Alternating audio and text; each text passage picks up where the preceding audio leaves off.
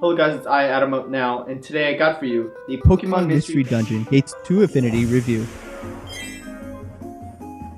Pokemon Mystery Dungeon Gates to Affinity is a direct spin-off series that gives you direct control over a Pokemon you play as in a dungeon. Pokemon Mystery Dungeon Gates to Affinity is the first in the series to appear on the 3DS and manages to bring some new features that are unique to this installment. The game starts you off in a dream sequence. Suddenly a bright light appears and you pick your character and a partner. Then you get dropped off from the sky and crash into some trees. You're awakened by your partner that you've chosen, and not knowing what to do, you follow your new partner to a town called Post Town. Once you arrive, a Quagsire is there waiting for you. Your partner pays him for the land, and now you have your own paradise. This is gonna be my paradise! Your partner wants you to create a paradise where Pokemon don't have to worry about mean Pokemon mistreating others. The game split the story up into individual missions, with each mission taking about one in-game day to complete. The game has 6 main bosses, but from beginning to the 3rd boss, the game takes its time unraveling the story. It just passes by slowly when it's even making you take side missions but has nothing to do with the story besides you helping others. But once you hit the halfway point, the story gets very interesting and progresses along at a pretty good pace. For a Pokemon game, it's actually surprising that story deals with some real-life problems about life.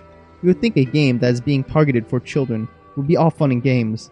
However, it deals with mugging, betrayals, insecurities, and negativity. If you let the story put its hooks into you, it could tug at your feelings. At first, playing through the game, the story was what kept me going on, and at times I just didn't want to play the game for long stretches. The dungeons were just too repetitive, even though they were randomized. Completing one mission could take over half an hour, and if the team dies, well, it's over. The whole dungeon needs to be restarted. Sometimes in the beginning, I really get hit by a bad dose of situations. I found out that there are times to explore a dungeon fully, and time to run for your life. Most of the time in Gates to Affinity, you will spend your time in dungeons, battling and finding items. Movement in a dungeon is different from normal walking when outside a dungeon. For some reason, I had the notion that the game would be more direct control over Pokemon, but instead, your characters are locked into a grid, and every move and attack you make also allows the wild Pokemon in the dungeon to move/attack, making for a strange, turn-based, real-time hybrid. You only have 4 attacks with a PP system that limits special moves akin to the regular Pokemon series that will deplete. On the dungeon floor will be items such as wonder panels, traps, and stairs to exit the dungeon. You can't go back down a level in the dungeon once you leave the area, and the dungeon's layout allows a different configuration every time you enter it.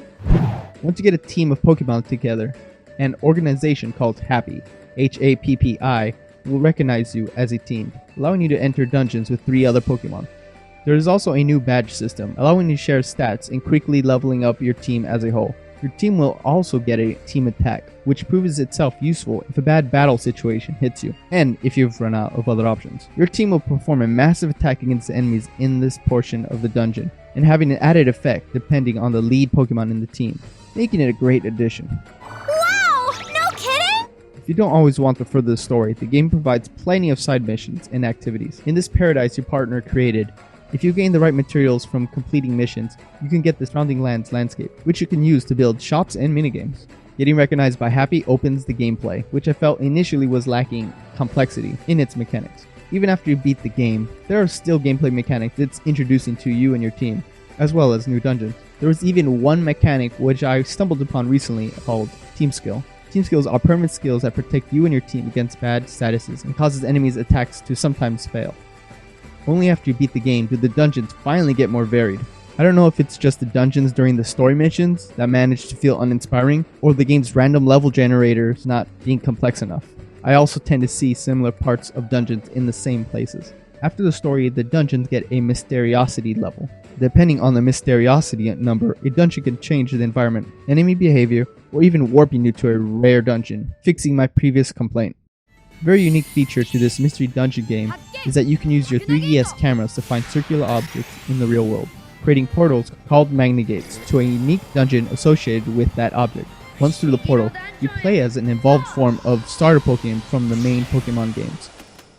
I wish that was real. The game has a cheerful color palette, which reminds me of a bright, carefree cartoon. I really enjoy the color of Post Town and Paradise, but when you enter dungeons, the quality of their color can vary. The 3D slider does not really add much of anything, as the perspective of the game always at a slight top-down view, except for the few in-game cutscenes and for the few cutscenes which are rendered in 3D, unlike previous entries in the series.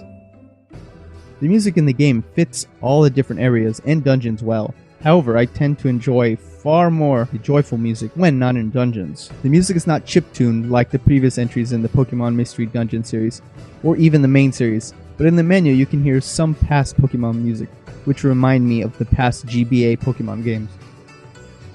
At first, the story was the factor which kept me playing, even though the gameplay felt lacking. Once the middle of the game rolled around and started to make the gameplay more interesting, with new game mechanics, I suddenly grew a liking for this new RPG gameplay, which continued to grow even after the main story is completed. The game is great to play in small chunks while on trains or waiting in an office, and the story uses themes I would not have expected otherwise in a Pokemon game. Overall, I'm giving Gates to Infinity a 7.4. Great job! Alright guys, thanks you guys for watching. Please don't forget to check out our other reviews, our written reviews, and all the news on gamingvlog.net. Please don't forget to subscribe, like, and comment down below. So, alright, see you guys, and hope you guys enjoy your gaming. Bye.